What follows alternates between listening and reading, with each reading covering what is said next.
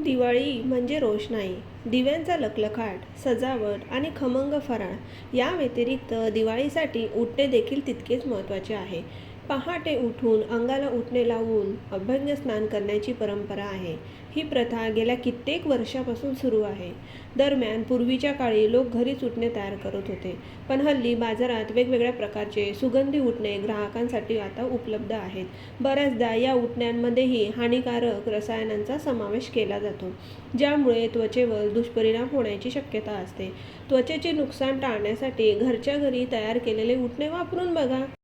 उटणे लावून अंघोळ करण्याचे खूप सारे फायदे आहेत.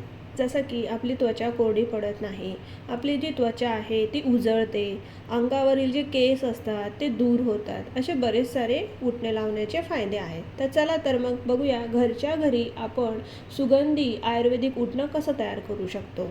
त्यासाठी काय काय साहित्य लागणार आहे ते पहिले आपण बघून घेऊयात. संत्र्याच्या सेवनामुळे आपल्याला आरोग्यवर्धक तसंच सौंदर्यवर्धक देखील लाभ मिळतात. अँटीऑक्सिडंटचा उत्तम खजिना म्हणजे संत्री. बहुतांश लोकांना केवळ संत्र्यापासून मिळणारे आरोग्यदायी लाभ माहीत आहेत, पण काही जण संत्र्याची साल निरुपयोगी असल्याने ती कचऱ्याच्या डब्यात फेकून देतात. पण संत्र्याच्या सालीमध्ये मोठ्या प्रमाणात सौंदर्यवर्धक गुणधर्मांचा साठा आहे. हे तुम्हाला माहिती आहे का? संत्र्याच्या सालीचा जर आपल्या स्किनसाठी योग्य पद्धतीने उपयोग केल्यास त्वचेच्या संबंधित बऱ्याच साऱ्या समस्या ज्या आहेत ते दूर होण्यास आपल्याला मदत मिळते. तर त्वचा सुंदर राहण्यासाठी कोलेजन हा घटक अतिशय आवश्यक आहे. कोलेजन हे एक नैसर्गिक प्रोटीन असते, जे त्वचेच्या पेशींची निर्मिती करण्यास मदत करते. त्यामुळे आपली जी त्वचा आहे ती निरोगी आणि चमकदार राहण्यास मदत मिळते. त्वचेवर नैसर्गिक तेज येईल आणि त्वचा सैल देखील पडणार नाही. तसंच मुरूम आणि ब्लॅकेटची समस्या देखील दूर होण्यास मदत मिळू शकते. चेहऱ्यावरचे मुरुमांचे डाग, सुरकुत्या इत्यादी समस्या करण्यासही संत्र्याची साल हा रामबाण उपाय आहे. तर आता संत्र्याची साल ही आपण घरीही बनवू शकतो. तर कशी बनवायची? जे साल असतं ते आपल्याला सुकून घ्यायचं आहे आणि मग त्याची फाईन बारीक अशी पेस्ट करायची. पण जशी आपल्याला बारीक पेस्ट पाहिजे असते तशी घरी नाही बनत आणि ती प्रिझर्व म्हणजे टिकून पण नाही राहत, तिला थोड्या दिवसानंतर बुरशी लागते. तर त्यासाठी तुम्हाला जर फक्त स्क्रब म्हणून वापरायचं असेल तर तसे ती साल सुकून तिचं पावडर करून मग तुम्ही ते स्क्रब म्हणून वापरू शकतात. पण तुम्हाला हे उटणं बनवायचं असेल तर तुम्ही आयुर्वेदिक दुकानात जाऊन संत्र्याची सालची पावडरही घेऊन येऊ शकतात. ऑरेंज पील पावडर म्हणतात त्याला. तर ती पावडर घेऊन या आणि मग ती तुम्ही याच्यात वापरू शकतात.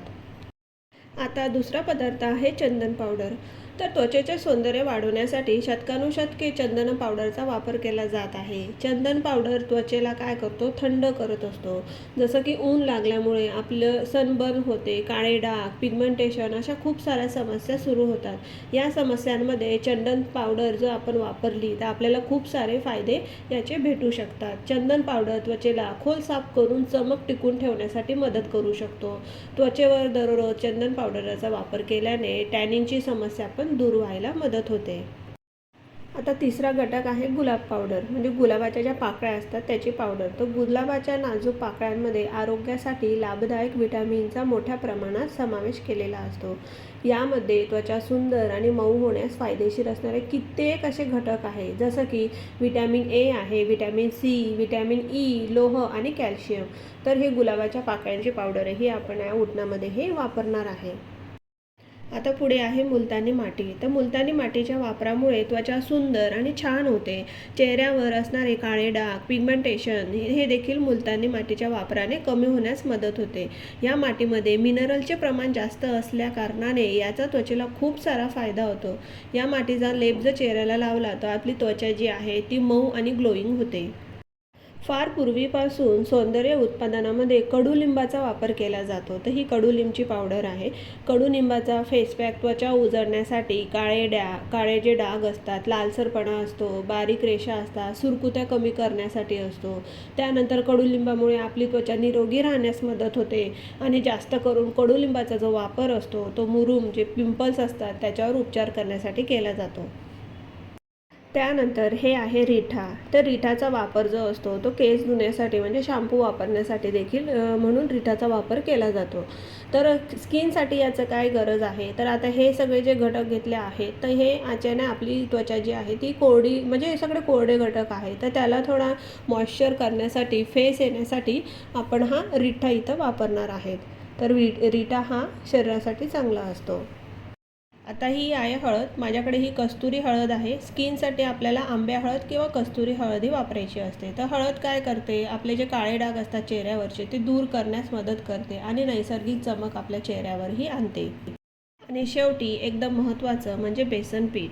हे जे आहे आपल्या शरीराच्या मृत पेशींना काढून टाकते. परिणामी त्वचेचा रंग अधिक समतोल होतो, म्हणजे इव्हन स्किन स्टोन होतं याच्याने. बेसनचा फेस पॅक त्वचेला खोलवर स्वच्छ करू शकतो. तर आता आपण उटणं बनवायला घेऊयात. तर यासाठी मी बेसनची पावडर जी आहे, पोहे खायचा चम्मच आहे, 1 चमचा मी बेसन पावडर घेतली आहे. 1 चमचा सँडलवूड पावडर म्हणजे चंदनाची पावडर आहे. त्यानंतर 1 चमचा गुलाब पावडर, संत्र्याची पावडर देखील 1 चमचा, नीम पावडर ही देखील 1 चमचा आपल्याला घ्यायची. म्हणजे ह्या सगळ्या पावडरी जे काय आहे प्रमाण 1 चमचा घ्यायचं आहे. त्यानंतर नीम पावडर जी आहे ती आपल्याला अर्धा चमचा घ्यायची, थोडी कमी घ्यायची ती आपल्याला. आणि जो रिठा मी सांगितला तो पण आपल्याला अर्धा चमचाच घ्यायचा आहे. तर हे सगळं आपल्याला एक प्रमाण याचं घ्यायचं आहे. आता हे जे उटणं आपण बनवलं आहे हे आपण अंगाला लावू शकतो, म्हणजे हात, पाय आणि शरीराला हे उटणं आपण लावू शकतो. पण जर तुम्हाला चेहऱ्याला लावायचं असेल तर हे चेहऱ्याला लावू नका, कारण याच्यामध्ये काही घटक असे आहेत जे चेहऱ्यासाठी चांगले नाही आहेत, म्हणजे नाही, त्याचा रिॲक्शन होऊ शकतो स्किनला बहुतेक. तर कारण चेहऱ्याची जी स्किन असते ती आपल्या बॉडीच्या स्किनपेक्षा थोडी नाजूक असते. तर यामध्ये हे असंच उटणं जर तुम्हाला चेहऱ्याला लावायचं असेल तर यामध्ये तुम्ही रिठा पावडर टाकायची नाही आहे. आणि जी नीम पावडर आहे ती पण एकदम चुटकीभर टाकायची आहे. जरी नाही टाकली तरी चालेल, पण जरी टाकायची असेल तुम्हाला, पिंपल्स वगैरे जर असतील तर तुम्ही चुटकीभर ही नीम पावडर टाकायची आहे. आणि बाकीचं जे सामान आहे, जे पावडर्स आहेत ते सांगितल्या तशा 1-1 चम्मच तुम्ही ह्या वापरू शकतात याच्यामध्ये. तर हे 2 प्रकारचे आहे. चेहऱ्यासाठी काय नाही टाकायचं ते पण मी तुम्हाला सांगितलं. तर हे सगळं माझे पावडर्स टाकून झाले आहेत. तर याला छान असं मिक्स करून घ्यायचं आहे आपल्याला. तर छान असं मिक्स केल्यानंतर आपल्याला हे एका बॉटलमध्ये भरून घ्यायचं आहे. कोरड्या बॉटलमध्ये भरायचं आहे. तुम्ही काचेच्या बॉटलमध्ये भरलं तर अतिउत्तम आहे. जर नसेल काचेची बॉटल तर प्लॅस्टिकच्या बॉटलमध्ये तुम्ही भरू शकतात. आता माझ्याकडे काचेची अवेलेबल नव्हती, तर माझ्याकडे छोटंसं हे आईस्क्रीम आणलं होतं, तर त्याचा हा डब्बा होता. तो छान होता दिसायला, क्यूट. तर मी तो ठेवला होता धुवून वगैरे, आणि त्यातच मग मी हे उटण्याची पावडर ही भरून घेतली आहे.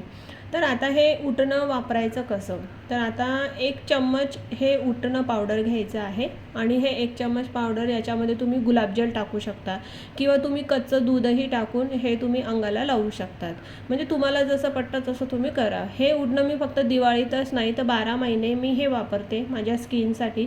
याच्याने माझी स्किन खूप हेल्दी आहे. म्हणजे मी साबण वगैरे किंवा फेसवॉश पण नाही वापरत, मी हेच उटणं 12 महिने हे वापरत असते. तर याच्याने खूप छान रिझल्ट हा येतो. तर ह्या दिवाळीला तुम्ही पण घरच्या घरी असं सुगंधित उटणं बनवून बघा, आणि मग तुम्हाला बघा किती छान तुम्हाला रिझल्ट याचा येईल.